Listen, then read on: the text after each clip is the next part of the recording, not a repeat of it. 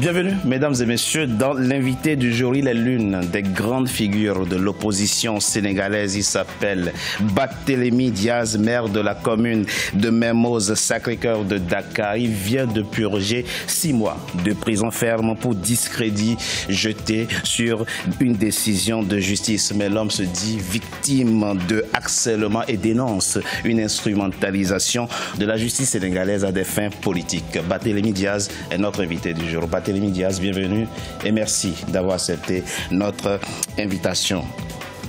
Vous êtes un proche de l'opposant sénégalais Khalifa Sall, dont vous avez dénoncé avec véhémence la condamnation en mars dernier. Et ça suffit pour que le juge Yakam Keïta requiert 2 ans de prison ferme contre vous. Vous vous écoperez finalement de 6 mois de prison ferme. Comment avez-vous vécu ce moment de privation de liberté? Avec dignité, parce qu'il s'agissait plus d'une prise d'otage. Il s'agissait aussi, malheureusement, de ce que tous les Sénégalais sont en train de murmurer tout bas et dénoncent avec la dernière énergie, c'est l'instrumentalisation de la justice sénégalaise par un autre pouvoir indépendant qui est l'exécutif.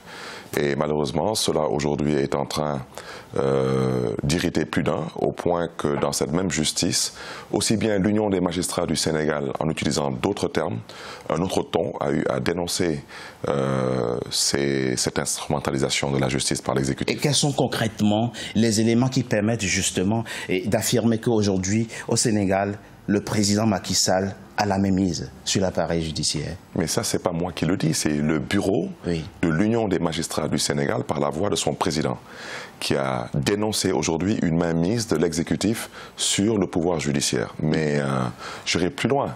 Un juge, et pas des moindres, membre du Conseil supérieur de la magistrature, en l'occurrence M. Ibrahim Adem, a démissionné du Conseil supérieur de la magistrature et démissionné totalement de la justice pour dénoncer aujourd'hui une justice qui a elle-même démissionné de sa mission. Ça veut dire que cette justice celle de rendre justice. Celle de rendre justice. Seulement, M. Diaz, il est difficile quand même d'imaginer qu'au Sénégal, le Sénégal, ce n'est pas n'importe quel pays. Le Sénégal a formé des milliers de magistrats étrangers qui servent aujourd'hui leur pays avec compétence et dignité. Il est difficile quand même d'imaginer que les magistrats, en tout cas ceux qui ont connu le dossier Khalifa Sall, soit sous les bottes du président de la République, et ceci aussi bien les juges d'instance que les juges d'appel. Mais, cher ami, d'abord, ce qu'il faut retenir, c'est que d'abord, dans le dossier de Khalifa Sall, il n'y a pas de dossier judiciaire, il y a une cabale politique. Il ne s'agit pas de reddition de comptes, il s'agit de règlement de comptes. Aujourd'hui, depuis l'arrivée du président Macky Sall, je vous donne 2 cas. Le cas M. Khalifa Sall. Partout où M. Khalifa Sall a attaqué l'État du Sénégal, à l'international, il a eu gain de cause. Récemment, aux Nations Unies, il a eu gain de cause.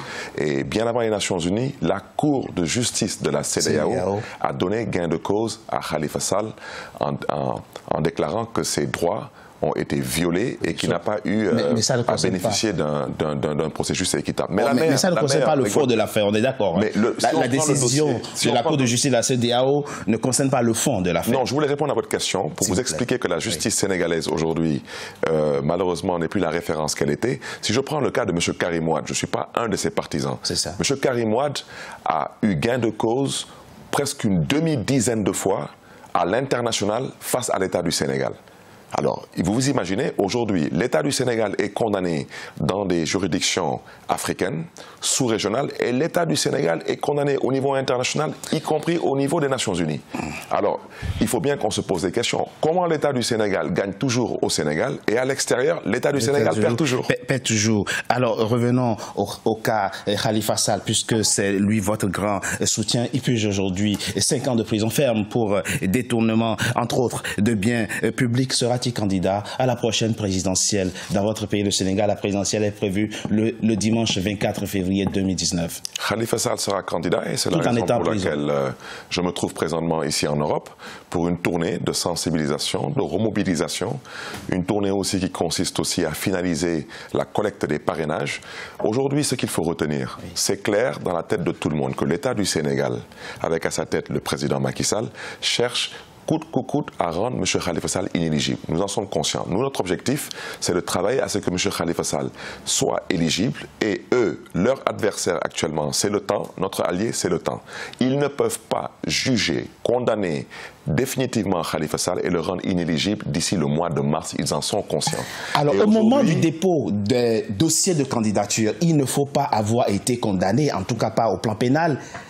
Au moment où les candidats, en tout cas les Sénégalais qui voudront être candidats à la présidentielle de février 2019, déposeront leur dossier, Khalifa Sall sera considéré comme condamné, puisqu'il purge une peine de 5 ans de prison. Non, en fait, le seul document au Sénégal dans la confection du dossier de candidature qui peut confirmer ou infirmer si vous êtes pénalement condamné ou pas, c'est le casier judiciaire. Oui. À l'heure où je parle, M. Khalifa Sall a été condamné en première instance. On considère que c'est une farce.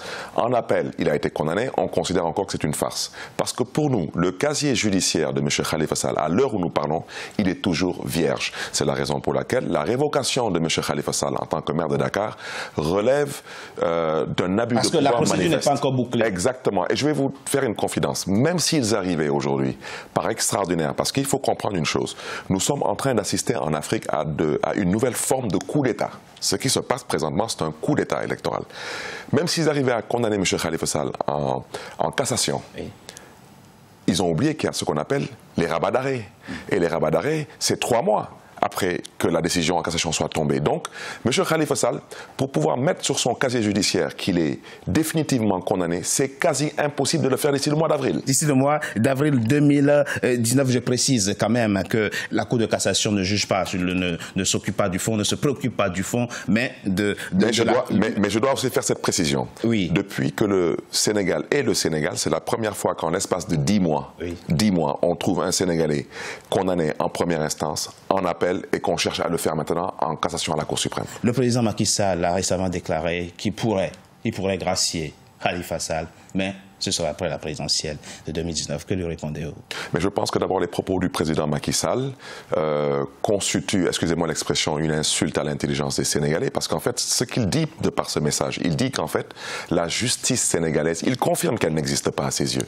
Il confirme que c'est lui qui est l'alpha et l'oméga. Donc, il considère que Khalifa Sall est déjà condamné par ses juges et non par les juges de la justice sénégalaise, et que une fois que ces juges auront fait le sale boulot, il considère que lui, après, il pourra se permettre maintenant d'amnestier ou de gracier M. Khalifa Sall.